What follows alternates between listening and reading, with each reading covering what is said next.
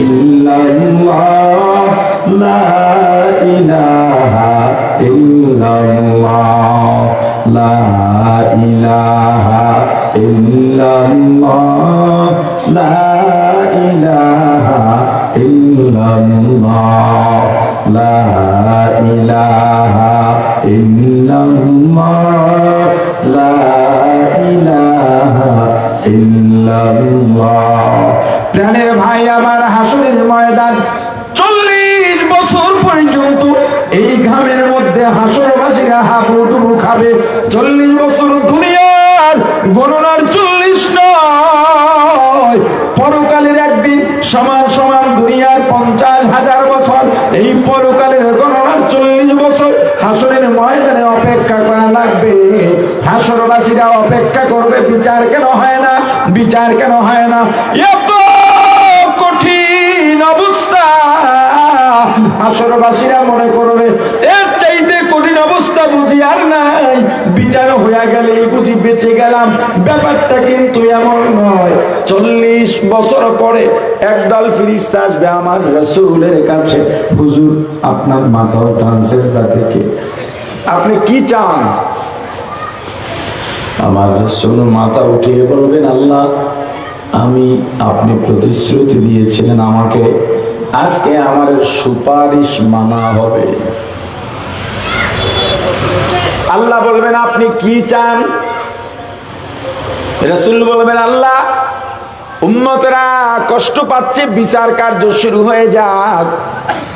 আল্লাহ বলবেন আপনার সুপারিশ মানা হলো, পাশাপাশি এই কষ্টের মধ্যে আপনার উম্মতকে পতিত হতে হবে না, হাউজে কাউসারের কিনারায় চলে যান, আপনার উম্মতকে ডাকেন, আরশের ছায়ার নিচে জায়গা দেন, আর আপনার নিজ হাতে হাউজে কাউসারের পানি পান করে দেন।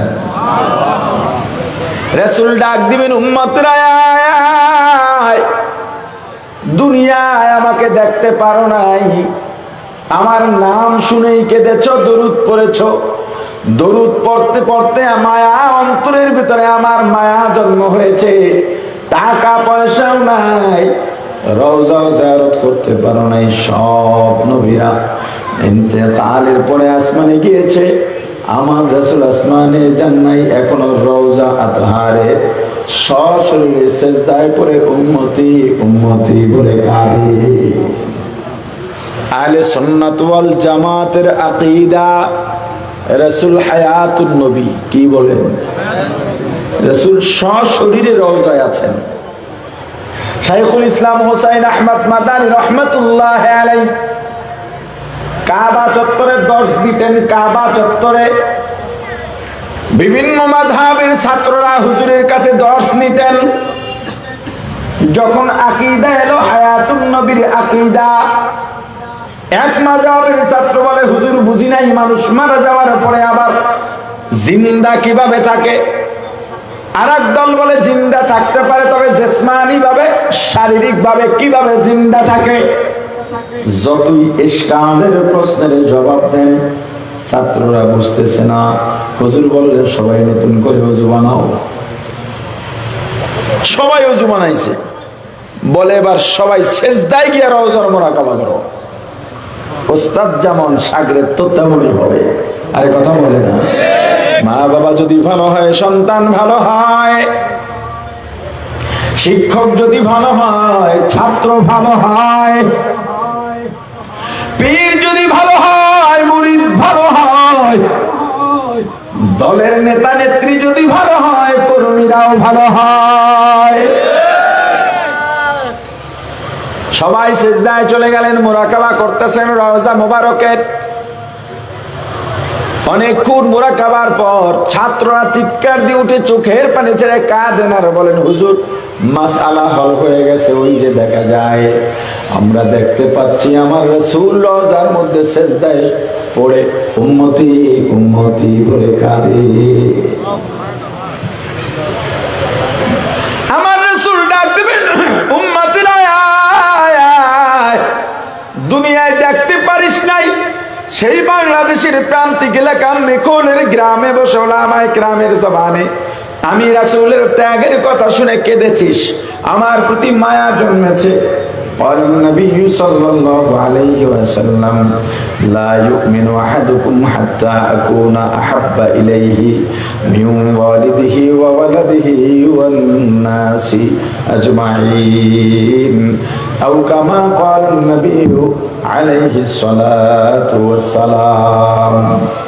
হাদিস শুনেছো, সব কিছুর চাইতে আমি রাসূলকে ভালোবাসা লাগবে, জীবনটা দিয়া দিতে চাইছস, আজকে আয় আমার হাতে হাউজে কাউসারের পানি পান করাবো, সব উম্মত হুমরি খেয়ে পড়বে, কার আগে কে যাবে?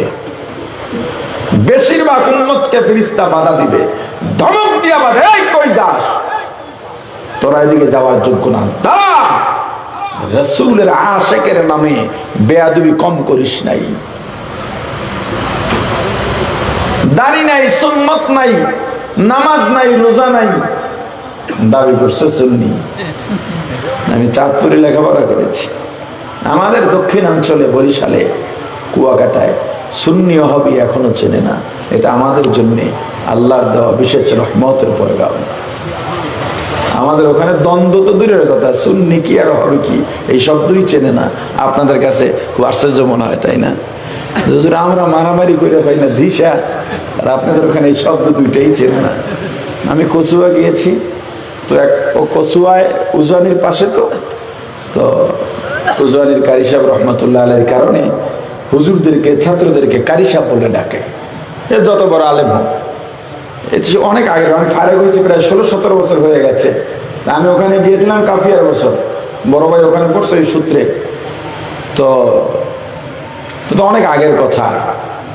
এখনো এলাকার এই অরফ, এই পরিভাষা পরিবর্তন হয়েছে কিনা জানি না, এখন কারিশা বলে ডাকে। আচ্ছা, তো একটা মসজিদ থেকে আসরের নামাজ পড়ে বের হয়েছি, একটা লোক খুব পছন্দ করতো, কণ্ঠ ভালো ছিল, গজল টজল বলতাম তো, খুব পছন্দ করতো।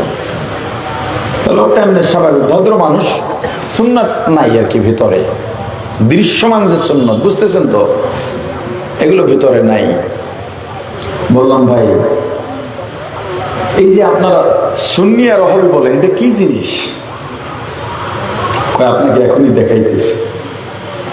আসরের নামাজ হয়ে গেছে, কচুয়ার ছাত্ররা তো বের হবে, ঘুরতে যায় না আসরের পর, সব মাদ্রাসা একটু উৎসবটাকে বের হয়েছে।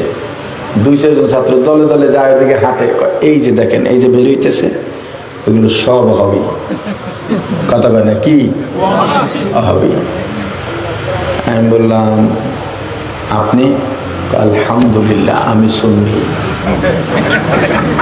আমি বললাম তো আমাকে দেখতে কেমন মনে হয়? ওয়াহাবি ওয়াহাবি লাগে। আমি বললাম আমি ওয়াহাবিও সুন্নিও। মুনাফিক, এগুলো মুনাফিক যে দুইটা চরিত্র নিজের ভিতরে রাখে। আমি বললাম ভাই সুন্নি অর্থ কি? অর্থ বুঝি না, আমি রাসূলের আশিক। তা আমি বললাম রে ভাই, দাঁড়িয়ে আছে আমার মাথায় টুপি আছে, নিজ পোশাক আমার জুব্বা আছে, নামাজ বাদ দিই না, তেলাওয়াত করি, দরুদ পড়ি, আমি সুন্নি হতে পারলাম না? আপনার দাড়ি নাই, মোশ নাই, সালাম দেবো কি দিব না, আঁকাটা দেখে এরপর আমার সিলেকশন করতে হবে, যদি না চিনি সিলেক্ট করতে হবে। আপনি সুন্নি হইলেন কেমন? সুন্নি কাকে বলে? এই যে আপনাদের এই জায়গার নাম কি? মেখল। জায়গার নাম কি? মেখল। আপনার এখানে এক ভাই মনে করেন ঢাকায় গেছে বা আমাদের কুয়াকাটায় গেছে, আমরা তখন তাকে কি বলবো? না জাকারিয়া ভাই যদি যায়, জাকারিয়া মেখলি, কথা বলে না, কি বলবো? কথা বলে না, জাকারিয়া মেখলি। এই লিটা ইয়ায় নিসবত, এটা কেন বললাম? যে উনি মেখলওয়ালা, উনি মেখলওয়ালা, মেখলি। সুন্নি যে সুন্নতওয়ালা, আর ওয়াহাবি কত? ওয়াহাবি কি বলছি? ওয়াহাবি আল্লাহ অনেকগুলো গুণবাচক নামের মধ্যে একটা নাম হলো ওয়াহাব। কি জোরে বলেন? আরে কথা বলে না। সুন্নি যে সুন্নতওয়ালা মানে রাসূলওয়ালা, আর ওয়াহাবি যে ওয়াহাবওয়ালা মানে আল্লাহওয়ালা। তো আল্লাহওয়ালাও হওয়া লাগবে, রাসূলওয়ালাও হওয়া লাগবে, কথা বলে না।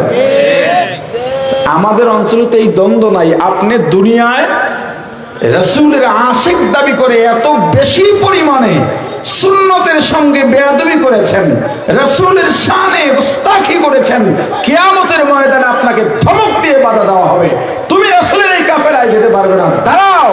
তখন সব বাধা প্রাপ্তরা উচ্চ আওয়াজে চিৎকার দিয়া বলবে, ইয়া রাসূলুল্লাহ, ইয়া হাবিবাল্লাহ, দেখেন আমাদেরকে আসতে দেয় না। রাসূল বলবেন, ফেরেশতারা বাধা দিও না, ওদেরকে আসতে দাও। ফেরেশতারা বলবেন, আল্লাহ রাসূল আপনি করেছেন। এমনকি এমন পরিস্থিতিও হয়েছে আলেমকে গালি দেওয়া সওয়াব মনে করেছে। এমনও অঞ্চল আপনাদের চট্টগ্রামে আছে, আলেমদেরকে কতল করা তারা সওয়াবের কাজ মনে করে।